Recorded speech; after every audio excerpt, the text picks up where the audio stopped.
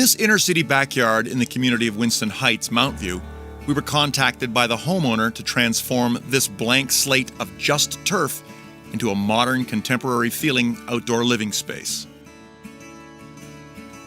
Balancing colorful plantings with some low-maintenance features, a small water feature, and incorporating a small greenhouse for growing a few vegetables were items on the wish list.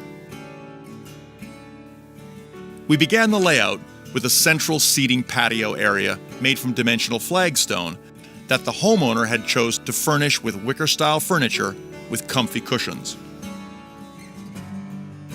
The central part of the seating area features a contemporary gas fire pit, which will extend the use of the seating area well into the evening hours. In the corner of the property, we installed a pondless bubble rock water feature. The sound adds a pleasant ambience, and it acts as a focal point from the garden and from the home. This type of feature also attracts wildlife, as birds will be attracted to the running water. The borders of this garden have been designed to have 4 seasons of interest, with a variety of plant material for both full sun on the north side of the property and shade on the south side where there are large overhanging conifer trees.